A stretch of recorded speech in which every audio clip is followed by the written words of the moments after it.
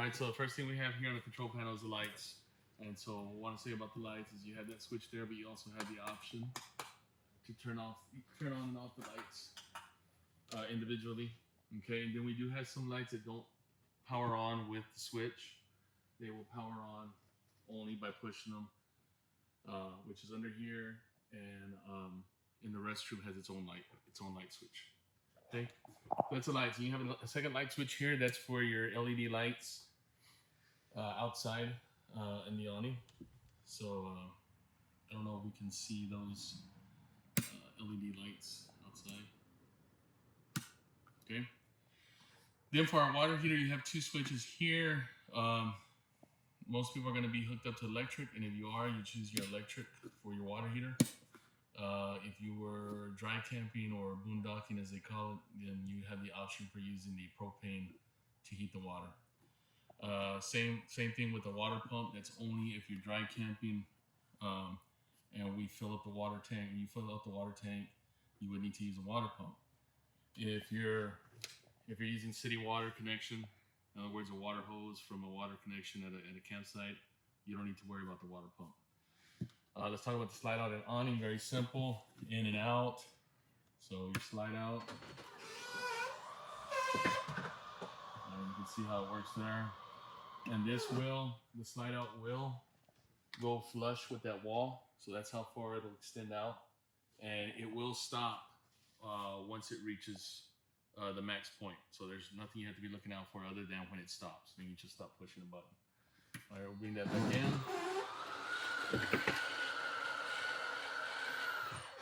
All right, the awning, again, in, out, very simple. There are straps on the arms that you have to take off before you bring the awning out. Okay, so be aware of that, make sure that's done, and then you can push it out. So let's talk about the awning real quick. This is going to be the biggest opportunity, I guess you would say, to cause damage to the camper. So we always advise renters that if it's windy, like right now it's very windy. I'm not even going to show the awning right now because it's too windy, but if it's windy, it needs to be rolled up. You know, if it's whipping around, it needs to be rolled up. Nothing attaches to the awning arms, nothing gets hung from the awning, none of that, because all that is potential to cause damage, and then it's an extra thing you have to pay for, whether through your deposit or maybe even beyond. So use at your own risk. We want you to enjoy it, so if you're able to, please do so, but understand that that's going to be the biggest opportunity to cause damage to the camper. Okay, and the last thing we have here on Bonnie's control panel is the levels here. So the battery and the fresh, you typically aren't going to worry about the battery. It just shows how get your batteries good. Your fresh waters, again, if you're dry camping and the water tank is filled up, you'd want to keep track of your fresh water. If you're connected to city water line, you won't need to do that, which again, most campsites it's what you're gonna do. But then you got your black and your gray. Your black is your sewer water. All right, and right now I'm working on I'm cleaning out both tanks, so they are showing a little bit in there. You know, third tank, 2/3 tank, or third tank on the black and the gray. Okay, so that's how you check and see when you have to dump. So that's the control panel. Okay, so on this side of the camper is the bed, the queen bed. Just really what I want to talk about here is the storage. You do have, the obvious storage up here, which there'll always be a basket up here with some games. If anything's ever sealed or closed, you can feel free to open it and use them. But also in here is the TV, the remote to the TV. Okay, so be aware of that. Other than that, you'll get these completely empty. So these are all areas where you can store stuff. But then you also have storage under here, which some people don't realize. So you have all that in there, and the Swiffer sweeper is also in there. So when you need to clean up, you can pull that out of there. That's that. We also have a couple of USB plugs, or a USB plug over there, some USB connections here, and then the broom and dustpan is attached to this wall over here. Okay. We'll move over here to the kitchen side. And so everything's pretty standard here. You know, sink works the way sink works. I will show that the stove top here. So what you want to do here is turn it on, and then just hit the igniter. This is the igniter. Okay, and then just turn off. So you don't need matches. In the oven, we're gonna do this is a little bit different. We got to push down till you see the flame right here. Keep it held down. You want to hold it maybe 3, 4, 5 seconds, and then twist your igniter. Okay, and then you can adjust your temperature after that. Okay, and then turn it off. So that's the oven.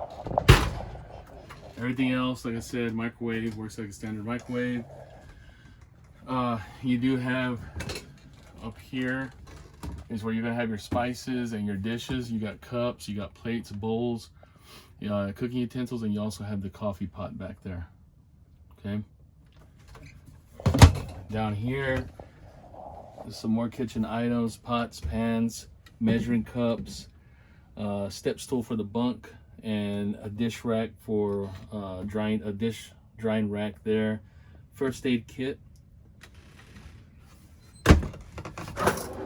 And here you have utensils. And in this one you have some more kitchen items, but you also got the cleaning supplies, including the Swiffer wipes, trash bags, marshmallow forks, etc. Some barbecue supplies. Okay. We'll move over here to this side, the dinette, which we showed a little while ago. This is the slide out portion, and you have storage under here also, under both of these. Okay, so what things are here now? The only thing is over here we do keep the pillows and the blanket for this side if it needs to be used as a bed. So as mentioned, it can be converted into a bed, and the way that would work is that you would just take these legs off right here, lift this up, take the legs off, and then this tabletop would just drop into this lip right here.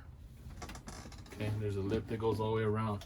Once that tabletop drops in, you can store the legs in here. Once the tabletop drops in there, you can use these cushions to fill in the space and make it a bed.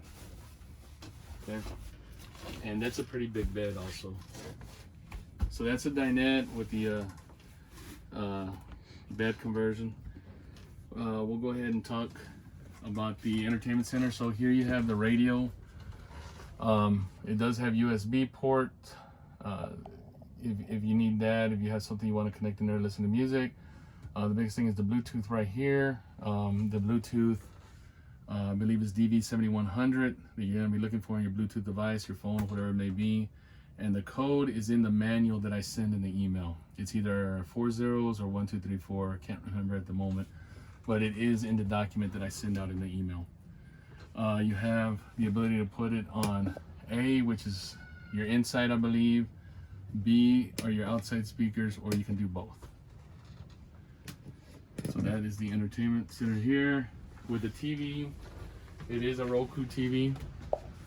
So you can, if you have a wireless hotspot or a hotspot on your phone, you can connect it to that, and you can get your Roku items on here, all your internet TV, whatever it may be. So that's available. Other than that, you can scan for channels. You'd have to go through menu setup. Once you get to your destination, scan for channels. You just want to watch regular over-the-air TV. All right. AC. Right now, as I'm shooting this video, I am not connected to electricity, but the AC is a very simple operation here. It's just this knob here, and you're working this side right here where you see the blue and the gray, and that is the highest setting. All right, and the AC would blow. We have these vents closed right now. This one is open, and the way you usually do it is just let the air shoot out from the bottom till it cools off a little bit in here, and then you can close this and then open your side vents, wherever you're gonna be. Okay. This right here is basically the temperature knob. You're usually gonna keep it all the way cold. I mean, you can turn it down a little bit, so it's not so cold. But that's only the AC. Over here on this side is the heat.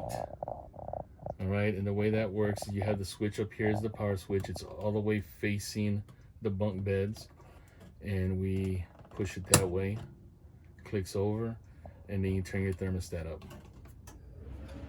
Okay, and the blower is down here, and you can turn the blower to whatever suits you, and that's where the heat will come from. And you can adjust the thermostat down at the bottom. Adjust it here to turn the heat on or off, or just adjust how much heat's coming out of there. All right. Next, we'll talk about the refrigerator. When you rent, we will come out the night before and turn on the refrigerator. Typically, that's what we try to do, so that your refrigerator is cold and your freezer is cold by the time you come pick up the next day.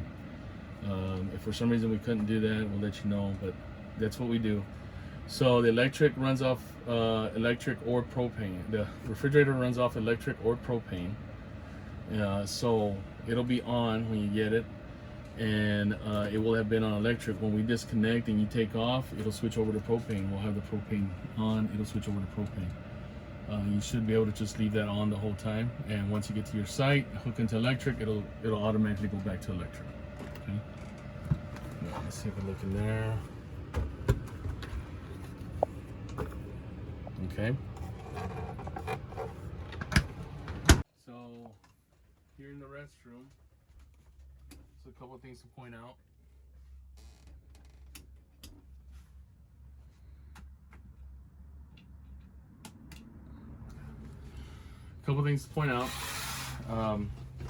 First thing I want to say is you got your shower in here. I'm going to point out this switch here. So when you're using a camper, you got to manage your gray water, right? Because your gray water is going to fill up quickest, and that's your sink water, your bathtub water.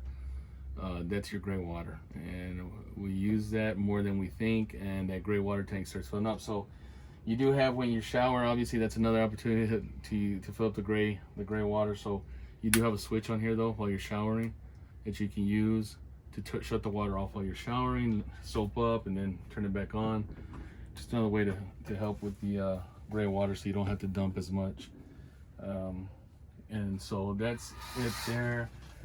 The toilet. So the way the toilet works is you have this pedal here. Halfway would fill it up with water.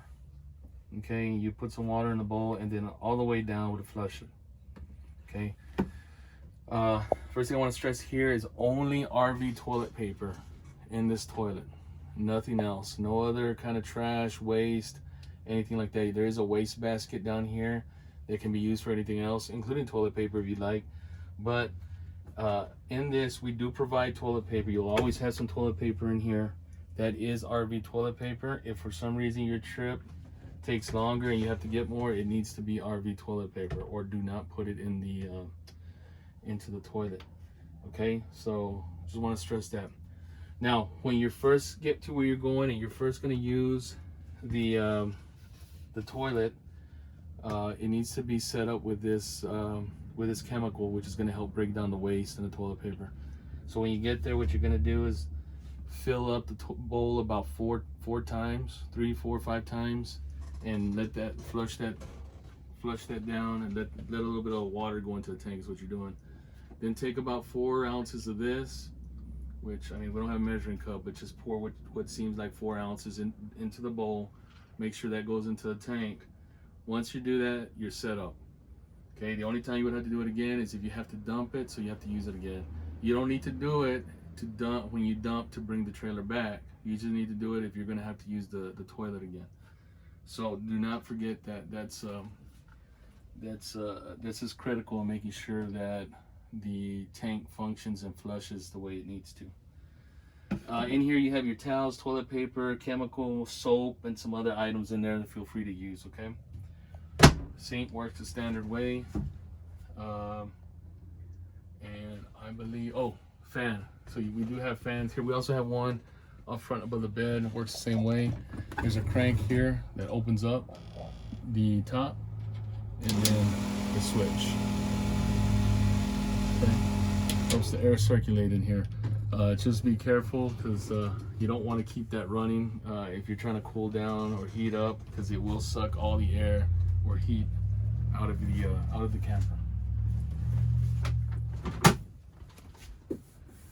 The only thing on the bunks.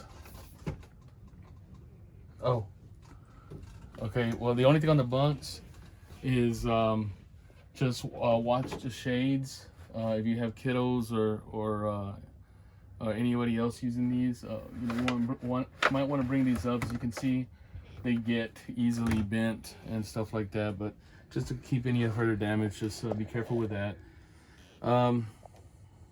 So onto the safety items. So a few safety items here. As we come out of the restaurant, I want to tell you, this is just the this is the fuse panel. There should be no need to mess with that unless something goes on. You get on the phone with us and we have to work on something there. Fuses and breakers located in there. Next to that, the small box there, that is the carbon monoxide monitor. So you see it green right now. If carbon monoxide is detected, it would be a red light flashing along with a beeping sound. Okay, if you hear that, get your family out. On your way out, check the obvious, which really the obvious would be the stove. Just make sure everything was turned off there. Make sure there's nothing left on that would have caused that alarm. Other than that, get out. You'll need to call some emergency personnel. Give us a call and let's figure this out. There is another fault that would make that go out, and that you would see a red-green blinking light.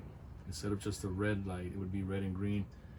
And also with the beeping, but all that's going to tell you is that that the unit itself is losing power. In other words, you're not connected to electricity and the battery is going low.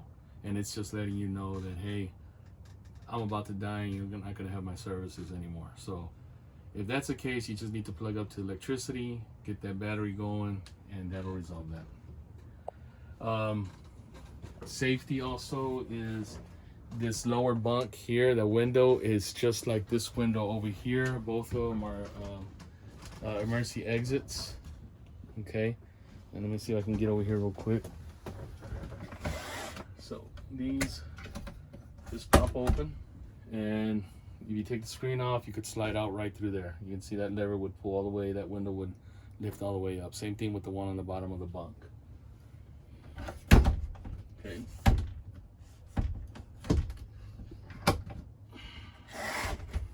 We have the smoke alarm here, okay, and the fire extinguisher there. Note that the smoke alarm is pretty close to the stove, so there is a chance that when you're cooking, you're gonna set the smoke alarm off. Okay, use the vent right here, the fan, okay, so to help with that, which also requires that you lift this flap up right here, because that's how the fan's gonna use the exhaust through here. Okay, then when you're done, close it back up so no bees or flies or anything get up in there. Let's talk about the screen door before we go out. So the screen door I just took off. If you see here, screen door is attached right now. I just pull that handle down, and that leaves me with the screen door, which you cover it like that. All right, and then you just use that to open. Okay.